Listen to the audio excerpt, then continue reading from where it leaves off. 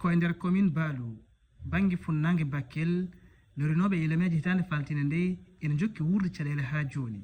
caaleji e cellisaji ina deggodiri e nde nokkure Demba Kesel ko goto e lorinoɓe ina arta e caɗele maɓɓe ko tampere min goni ɗo to min goni ɗo ni koye basuji min goni basuji ɗi min jiiɗi maare kono noon joom wuuro en ɓe jaɓani min ma mbi ko ɗo enam suwa feccere taw min ngala minen han ngala hay galde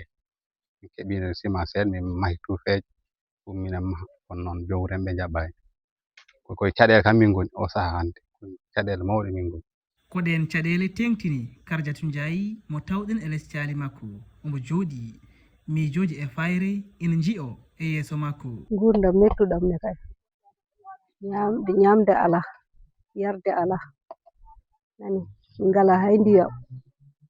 faami gurdam mettuɗam mawɗo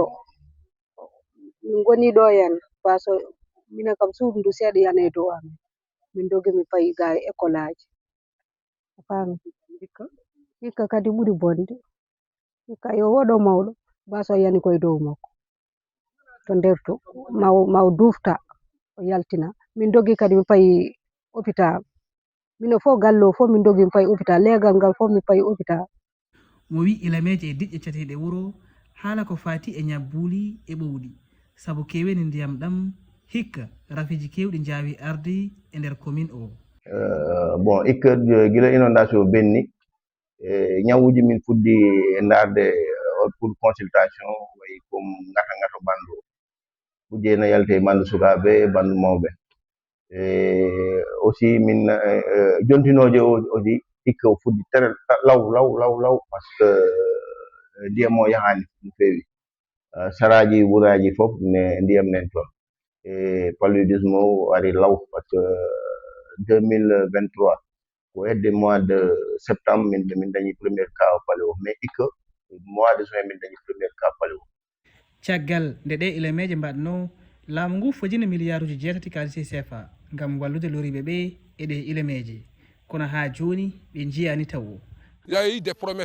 laamu ngu fodino milliarduji 6 kalifi fefa faadi e falde Bakel falde Matam e falde Podor kono ha joni min ganda hol mboɓe dokki o kalifi loriɓe ɓe neni ɗo galleji mabɓe darnaka tawo yogo hen mbaldata koye jinnaɓe mabɓe e nder galleji mahiraɗi ɓakki ha ɗo to kalammi ɓe loriɓe keɓani kalifi immorade e ngu laamu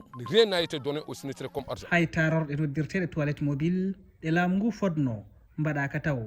hay hande ngam yaade e haajuji maɓɓe keeriɗi ko tampere ɗum ko e biyol cula ñagane mais le ministre a demandé aussi jagorɗo o nandino mabɓe so tawi eɓe jiiɗi tarorde ɓen loriɓe mbi eyyi kono ɓe loriɓe ɓe jiita ɗo hande ko yumɓe mawɓe soɓe jiiɗi yaade tarorde ngam hebloyade koɓe mabɓe pada ha jamma nde ɗum wawa latade